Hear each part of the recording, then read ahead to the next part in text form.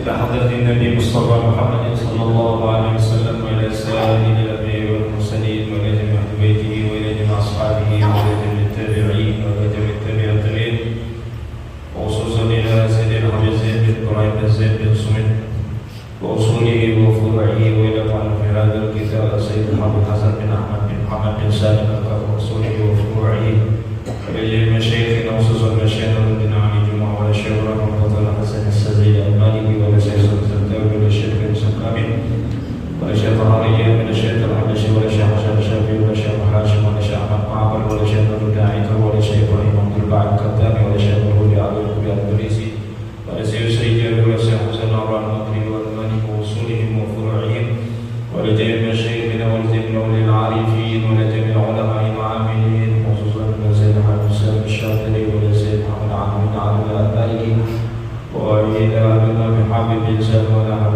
بن عبد الرحمن الكاب ولجميع سادتنا على بعض ولجميع سادتنا الصوفيين وكان خصوصا يذكر حسن عمل ولكش مشاهد ولكم مشاهد وخصوصا الذين في سجد المال أن الله تعالى يدر الشأن وتبشر بالرحمة وأن الله تعالى يرزق من بركاتهم وعلومهم ونفعاتهم وأسرارهم وأنوارهم في الدين والدنيا والآخرة لهم منا الفاتحة.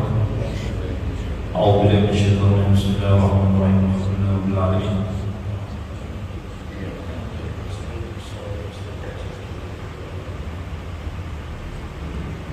Khususan dengan taat yang melurus asal meninggal dan kegiatan dengan Allah Subhanahu wa taala kegiatan kuburan yang menjadi rawdatun min riyadil jannah kegiatan syafaat bagi Nabi Muhammad sallallahu alaihi wasallam terangkat daripada derajat dihapuskan daripada segala kesalahan dan mudah-mudahan sama saya kegiatan yang umur panjang mudah-mudahan panjang umur barakah umur sehat walafiat dan mudah-mudahan tiap minggu selalu dalam lindungan Allah Subhanahu wa taala selalu dalam rahmat Allah Subhanahu wa taala terkijat banyak umur barakah umur sehat walafiat takabulan hajat dunia akhirat kemudian menjadi musawwir dan salih ala hadhihi wa kulliyatin salihah wa la hadratin Nabi Muhammad sallallahu alaihi wasallam. Al-Fatihah. أعوذ بالله من الشيطان الرجيم بسم الله الرحمن الرحيم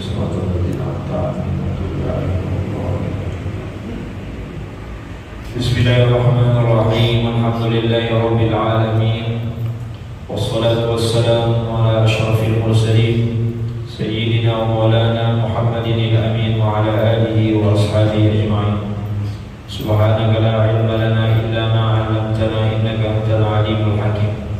رب اشرح لي صدري ويسر لي أمري واحلل عقدة من لساني يفقهوا قولي وسدد لساني واهد قلبي بجاه النبي صلى الله عليه وسلم. أما بعد قال المؤلف رحمه الله تعالى ونفعنا به وبعلومه وبأسراره وبآدابه في الدارين آمين. مبطلات التيمم ثلاثة. Melanjutkan pengajian yang perlu di dalam kitab At-Taqrirat As-Sadidah fi Masail Al-Mufidah fi Fiqh Al-Ibadah. Pada kesempatan ini melanjutkan daripada pembahasan sasabul liwat tentang tayammum, yang mana makin ini yang perlu akan membahas tentang mubtilatut tayammum, apa-apa saja yang membatalkan daripada tayammum. Mubtilatut tayammum salasa wa hiya, adapun yang membatalkan tayammum itu 3 perkara. Jadi sabatalan tayammum 3 hal yang bisa membatalkan tayammum seseorang itu 3 perkara. Yang pertama kasih ma abtalal wudu idza tayammama 'anil hadatsil asghar. Yang pertama yang membatalkan tayammum itu adalah segala sesuatu yang membatalkan wudu. Jika dia bertayammum dengan niat mengangkat hadas kecil. Jadi Nabi kalau tayammumnya atas dasar hadas kecil, maka semua yang membatalkan wudu itu batal tayammum. Jadi yang pertama yang membatalkan tayammum itu adalah segala sesuatu yang membatalkan wudu. Kalau tayamumnya itu adalah tayamum untuk hadas kecil. Wa amma idza tayammama 'anil hadatsil akbar fala yabtilu mubtilatul wudu.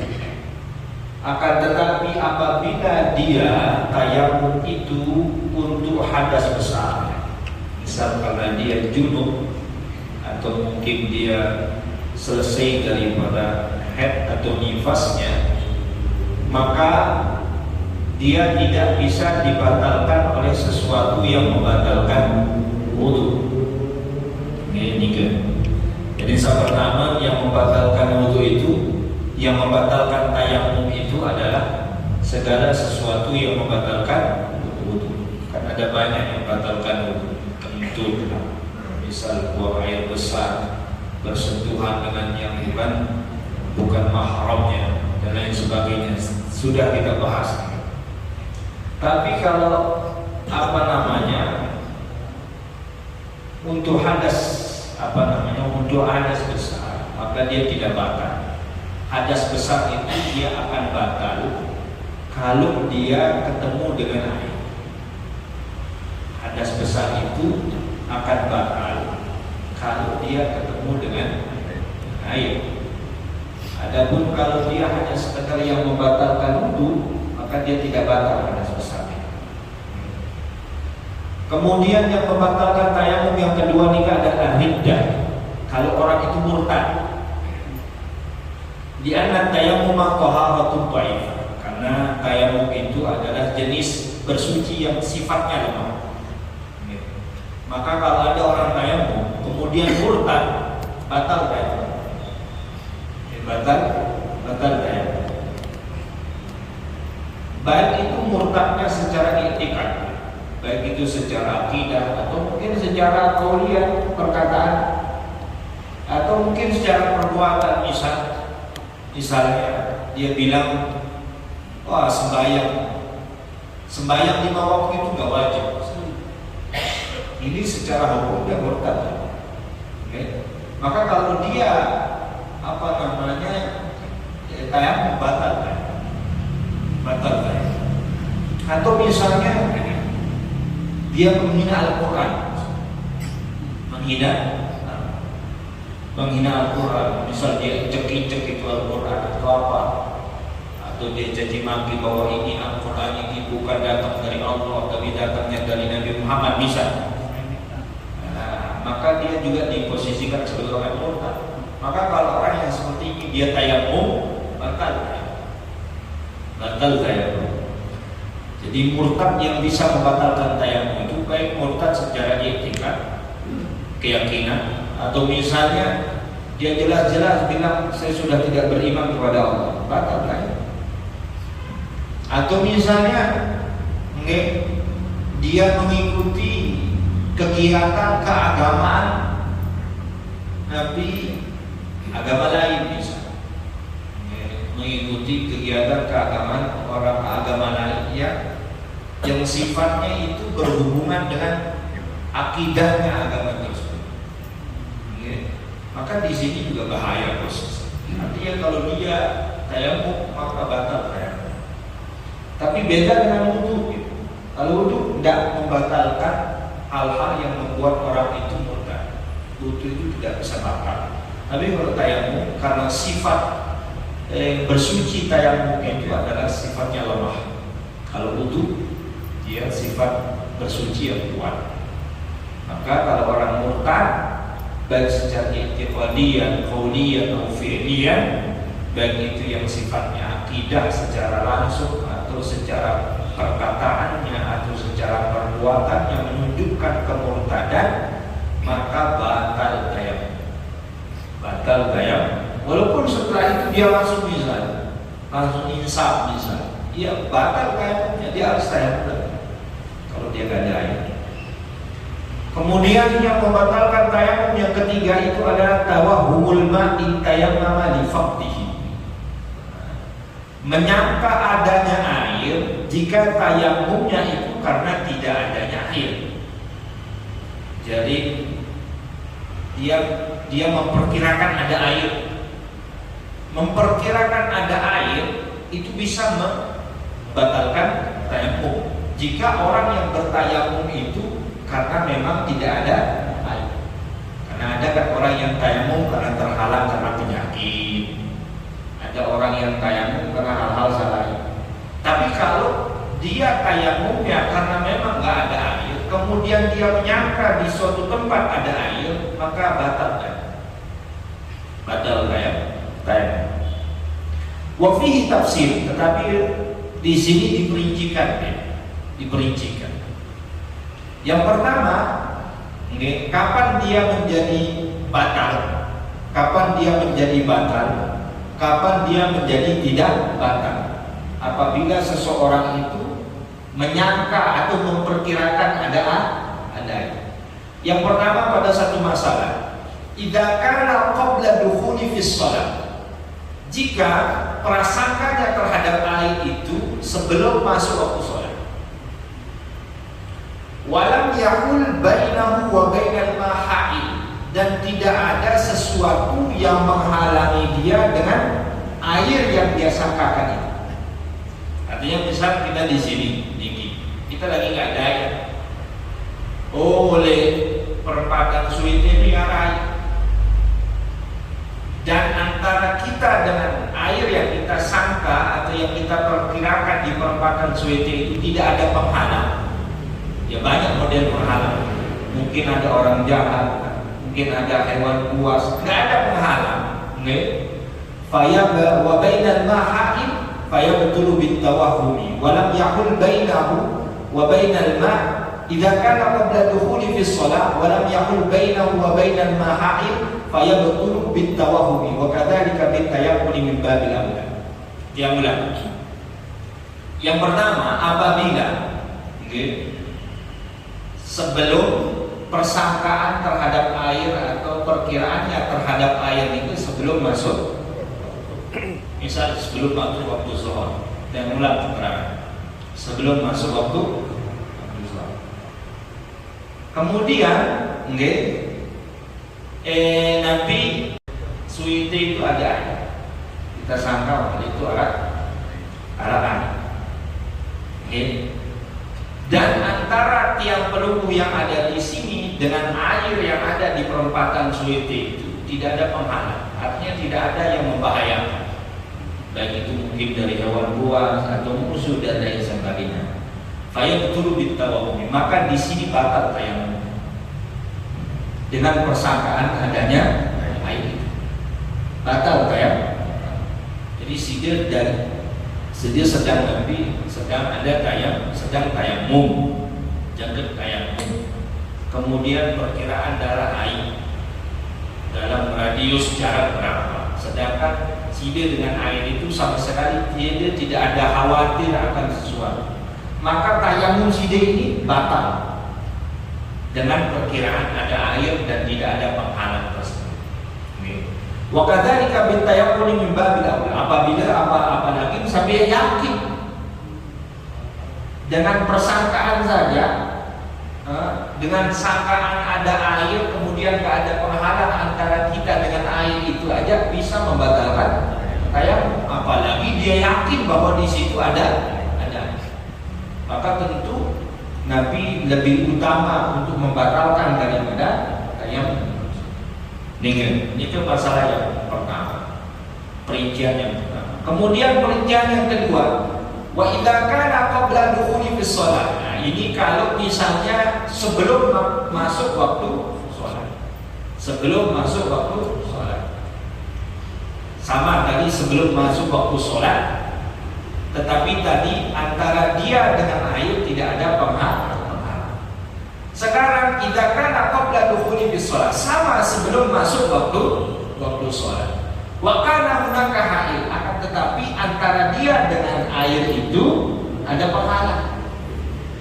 Misal kita di sini air di perempatan Suite, tetapi ada hewan buas di sana, atau mungkin ada musuh, atau mungkin ada orang yang akan biasa membunuh di sana misalnya.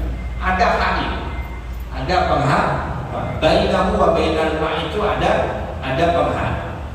fala yadurru tawahhumu wa tayaqqunu idza ra'al mani qabla al-ma. Maka dalam perkara ini tidak batal tayamumnya, baik dengan sangkaan atau dengan yakin. Idza ra'al mani, apabila dia terlebih dahulu melihat penghalangnya, bukan melihat air.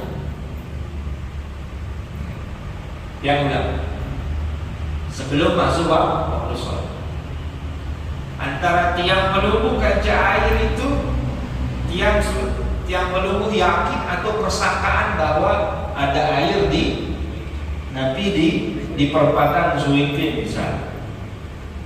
Terus kita melihat bahwa di antara tiang pelumbuh yang ada di sini, kaca air yang ada di perempatan Zuwaiqin itu ada harimau misalnya.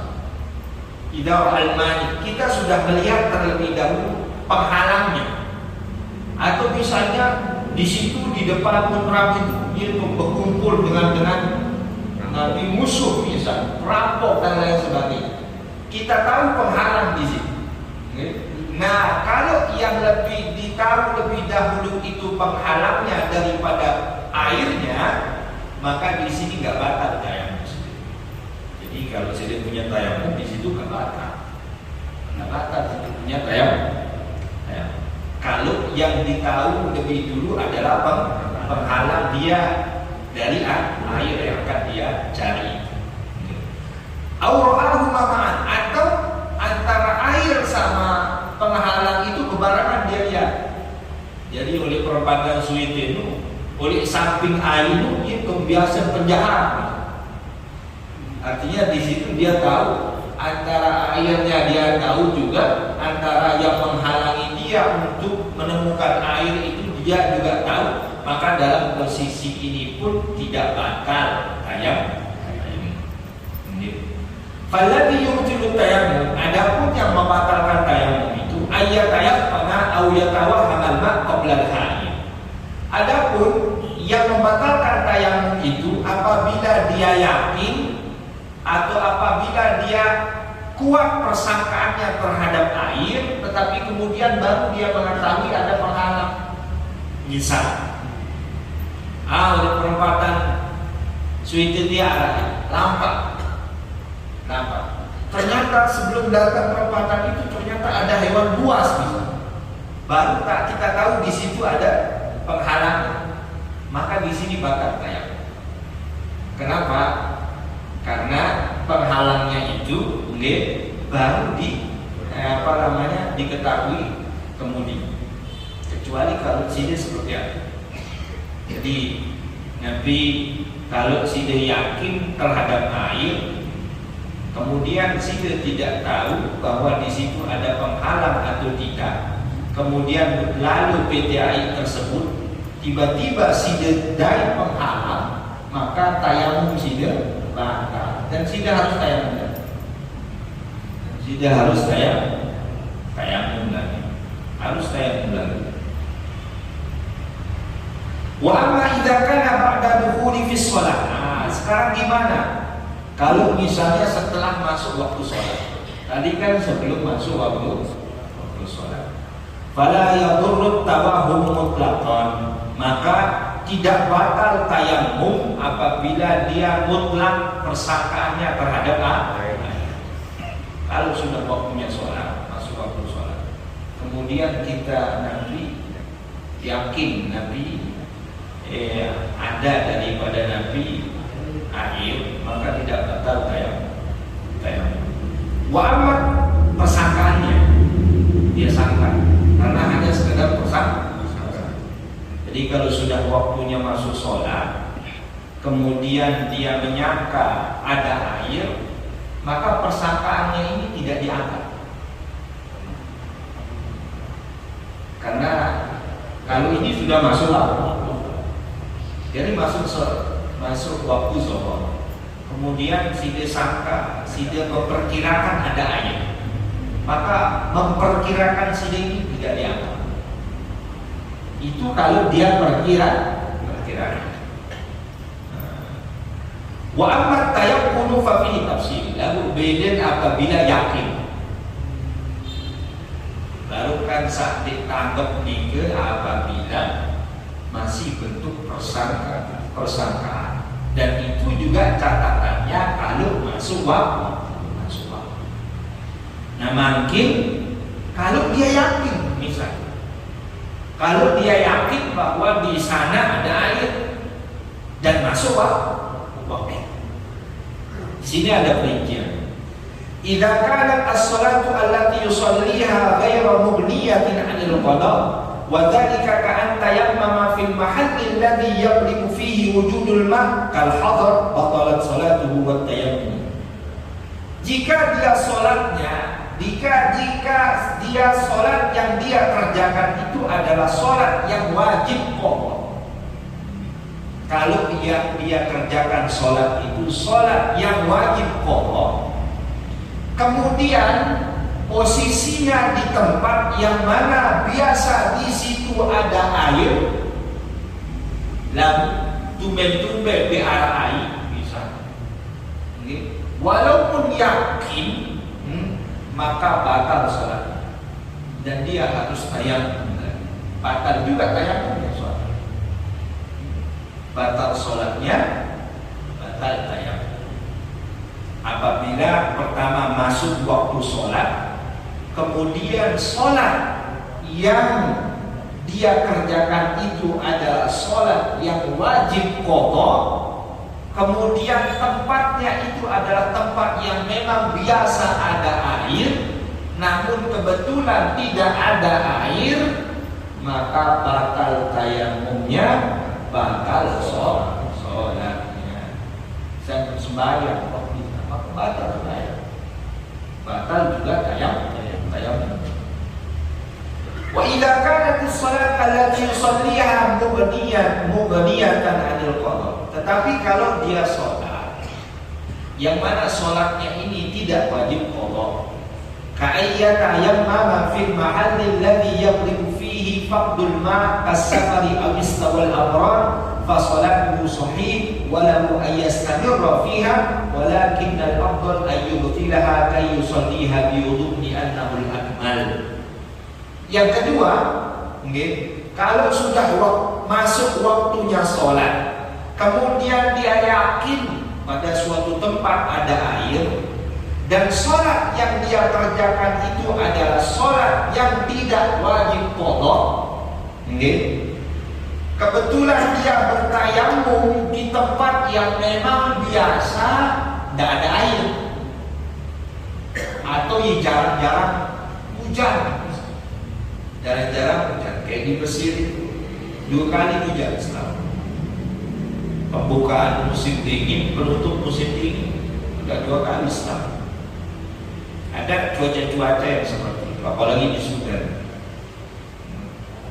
Maka kalau di tempat yang memang biasa di situ tidak ada air atau jarang air atau jarang hujan, kemudian sholatnya itu sholat yang tidak wajib diqadha, maka sholatnya itu tetap sah. Sholatnya itu tetap walau ayyastamirra. Seandainya pun dia melanjutkan sholatnya nggak apa-apa. Walakin al-afdal ayyubtilha ayyusalliha biwudu. Tetapi yang lebih afdal, kalau dia sudah yakin ada air di suatu tempat, dia batalkan wudu sholatnya, kemudian dia cari air tersebut, kemudian dia wudu dan sholat. Itu yang lebih afdal. Lalu mudik masih tidak masalah. Kalaupun tidak masalah, nggak ada hal. Dan ini hal-hal yang bisa semua kita temukan dalam kehidupan sehari-hari. Bisa semua kita temukan. Ya sekarang karena kita yang belum niki dan kita ngurani kan, jangan ngurani, lembar, dawat, nanti sumberan. Tapi besok kalau sini di tempat-tempat yang jarang air, ya sih akan merasakan susahnya. Orang Lombok Barat, orang Mataram, 2 jam bang di arah air, enak. Kita di Mesir kalau udah musim panas itu kadang-kadang ya Allah, seharian Pernah yang sampai berapa hari juga ada. Begitu pula musim dingin. Hanya waktu kita itu nggak akan ketemu air. Makanya di dalam fikih itu ya dibahas tentang hal-hal seperti ini supaya ketika kita menemukan kejadian seperti ini ya, kita nggak kewalahan, kita nggak kalah kabut berminta ibadah, berbiasa tani, Bahkan kadang-kadang anak jenazah nanti was-was biasa tayamum, biasa keduai, nggak bisa. Ada karena waktunya memang kita harus menggunakan tayamum, kemudian air bisa disipinam. Para kejadian yang kemarin disebutkan di dalam kitab. Air cuma cukup untuk minum. Kemudian sini mau masa sini mau pakai air untuk sini. Tak kerja mati, wahana pasti mati tidak siapa tahu. Tak bisa sih orang di dalam fikih keadaan dan tayamum. Diajar kita tayamum itu sebagai rosoh, sebagai azimah, sebagai pilihan. Ya, kita menemukan hal-hal yang demikian atau seperti itu. Masalah faqidut tahurain. Nah, ini masalah yang mana orang itu terhalang memakai dua alat untuk bersuci. Baik itu air nggak ada, debu pun nggak ada, atau dia nggak bisa pakai air, dia juga nggak bisa pakai debu. Masalah faqidut tahurain, orang yang terhalang menggunakan air atau nggak ada air, nggak ada debu juga. Kalau kemarin kan kita bahas yang ada air, kemudian masuk waktu tayamum nggak ada. Nah sekarang ini nggak ada dua-dua, nggak ada air, nggak ada debu, atau nggak bisa pakai air, nggak bisa pakai gimana? Nah, gimana? Faqidut tahurain walladhi faqadal ma' wa turab. Orang yang Nabi tidak bisa menggunakan air, tidak juga bisa menggunakan debu. Wa hukmuhu annahu yajibu alaihi. Hukumnya itu wajib atas orang tersebut, yang mana orang tersebut terhalang memakai air dan debu. Yang pertama, kalau dia waktunya sholat, ayyusalliyal fardha li hurmatil waqti. Kalau dia masuk waktu sholat, wajib dia sholat, tapi sholatnya itu untuk menghormati waktu. Sholatnya itu untuk menghormati waktu. Tapi ini bukan menggugurkan sholatnya ya. Dia tetap nanti wajib. Nah, tapi sholatnya itu hanya sekedar untuk menghormati waktu. Kalau misalnya orang itu terhalang menggunakan air, terhalang juga menggunakan debu, nah, maka kalau waktunya sholat, ya tetap dia sholat, tapi untuk menghormati itu yang pertama yang wajib dia lakukan. Kemudian yang kedua, alla yaqra minal Qur'an illa al-Fatihah in kana junuban. Kalau misalnya dia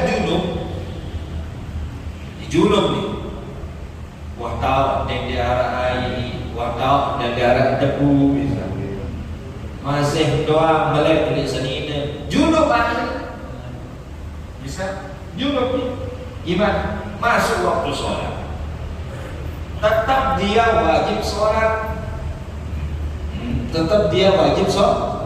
tetapi di dalam sholatnya itu dia tidak boleh membaca Al-Quran kecuali Al-Fatihah.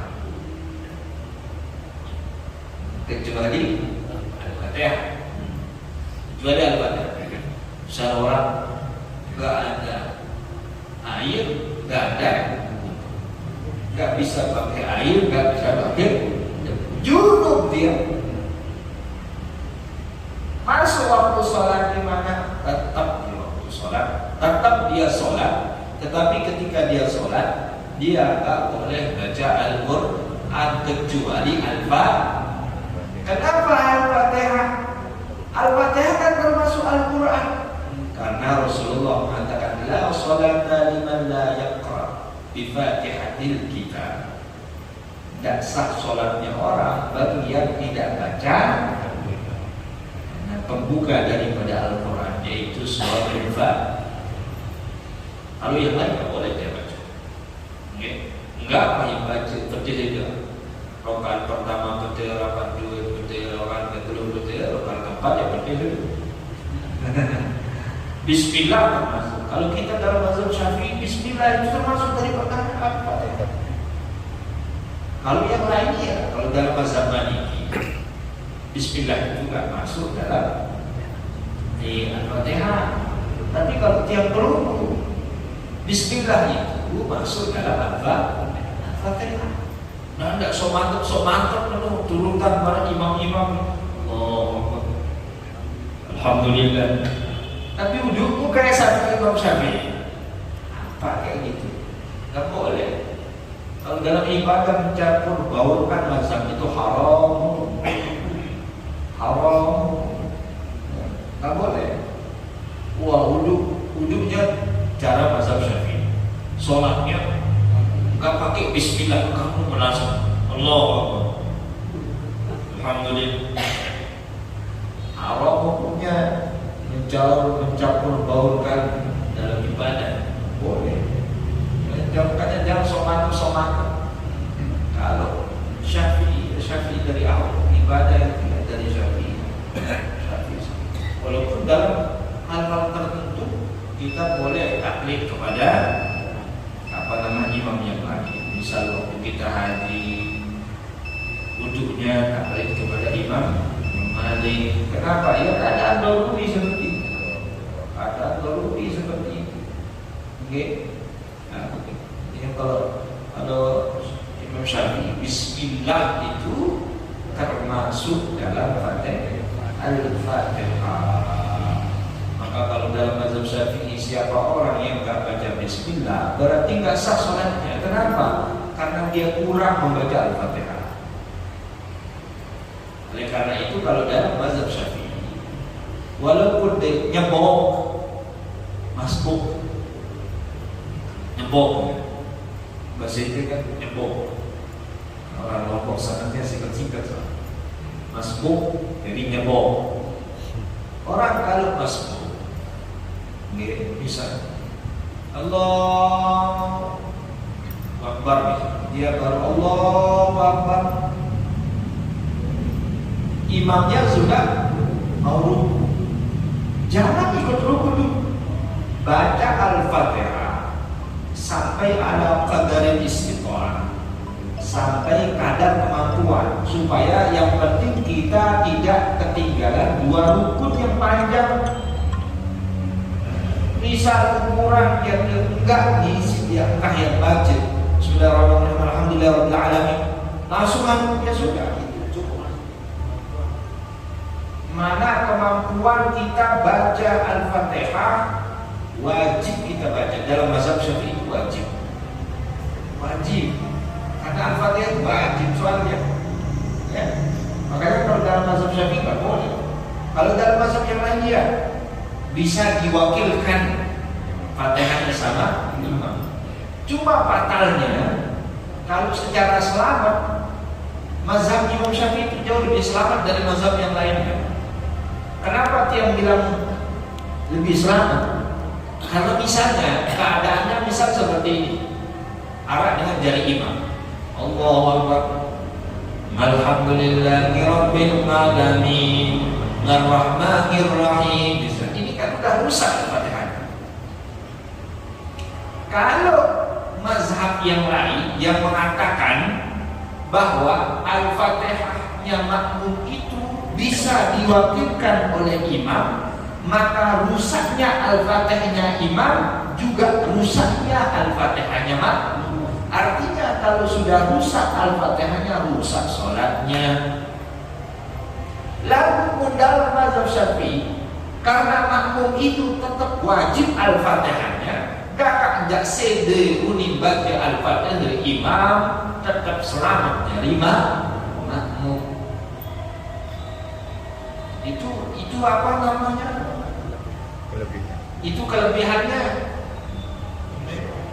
Yang walaupun misal tetap dibaca Fatihah, karena dalam mazhab Syafi'i tetap yang namanya Fatihah itu wajib dibaca. Maka kalaupun imamnya rusak Al-Fatihah, kita tetap gak rusak sholat. Tapi kalau sudah mengatakan bahwa Fatihah sudah diwakili oleh imam, ya sudah Fatihah imam, sudah sembahyang, jadi kalau kita Imam Syafi'i ya, tetap baca Al-Fatihah alam berkali sesuai dengan imam. Yang penting kita nggak sampai ditinggalkan dua rukun yang panjang.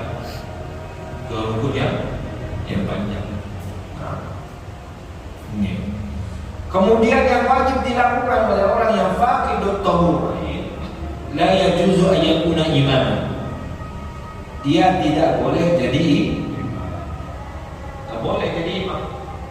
Orang yang terhalang atau tidak bisa memakai air, atau tidak ada air, atau tidak ada debu, nggak boleh dia jadi imam. Tapi di sini ada catatannya, tidak boleh jadi imam kalau sholat yang wajib qadha. Tapi kalau sholat yang tidak wajib qadha, la yadur ayyakuna imam. Masalah dia jadi. Kemudian yang keempat yang wajib dilakukannya adalah yajibu alaihi qadha, wajib atasnya qadha.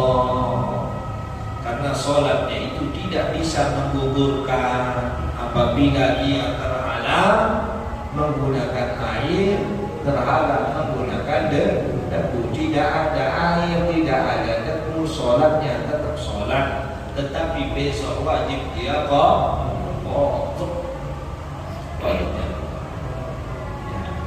Jadi itu untuk masalah nanti mubtilan tuh tayamum. Untuk yang faqidut tahur. Kemudian besok-besok ini ada yang membahas tentang hukum faqidut tahur jika menemukan air atau jika menemukan debu. Kemudian kapan wajibnya qadha sholat orang yang tayamum. Kemudian kapan tidak wajib qadha sholat orang yang tayamum. Kemudian seseorang yang tidak sah tayamumnya kecuali dengan ditayamumi oleh orang lain. Nanti ada pembahasannya. Itu yang akan dilanjutkan. Setelah itu ya kita ke bab haid. Haid ini penting. Tapi dia pun harus ngaji lagi bab haid ini. Ya tidak ribet. Tapi setelah menikah begini baru jelas terang benderang. Karena langsung kita bisa nanya ke istri. Langsung ke jahitan. Kalau dulu masih gambaran-gambaran. Kalau setelah menikah ini bisa kita ternyata masih bergambar. Darah perempuan, kemudian dalam darah awalnya, kemudian darah pertengahannya, kemudian darah akhir-akhirnya itu semua lain-lain jenis. Jadi insya Allah haid ini penting, terutama bagi yang punya istri atau bagi yang punya anak perempuan. Anak perempuan itu banyak masuk ke dalam neraka itu akibat tidak memahami secara betul tata caranya haid, kapan dia tidak boleh sholat, kapan dia boleh sholat. Hingga itu salah satu penyebab perempuan itu banyak masuk neraka. Jadi lebih penting untuk masalah. Jadi kalau merasa kuat hafalan, kuat ingatan untuk masalah ini silakan, nggak apa-apa, nggak perlu catatan. Tapi kalau merasa cepat lupa, bawalah catatan. Kalau Kalau to head ya, kalau to head, karena akan jelimet kan. Ya, makanya itu salah satu hikmahnya Rasulullah SAW menikahi Sayyidatuna Aisyah radhiyallahu anha. Di samping Sayyidatuna Aisyah itu orangnya cerdas. Semua riwayat tentang hal-hal yang sifatnya feminisme itu, yang hal-hal yang sangat komen dengan perempuan, itu pasti kaitannya dengan Sayyidatuna Aisyah. Dan Sayyidatuna Aisyah termasuk orang yang dipanjangkan umurnya oleh Allah, sehingga banyak problem-problem yang berkaitan tentang rumah tangga, urusan kasur, urusan perempuan, itu rata-rata riwayatnya dari Sayyidah Aisyah radhiyallahu anha. Jadi insyaallah setelah selesai kita akan membahas tentang head. Dan sangka enggak dipikir pikiran kahit senino enggak pikir. Cuma pikiran berbeda dari cara tapi head berbirutan dengan cara Nabi, gimana darahnya orang lain, bagaimana darah yang dikatakan Nabi, waktunya orang suci, bagaimana dan sebagainya. Akan kita bahas pada pembahasan tentang bagi yang mau nanya nanti silahkan setelah sholat, karena terlalu panjang kalau kita selesaikan.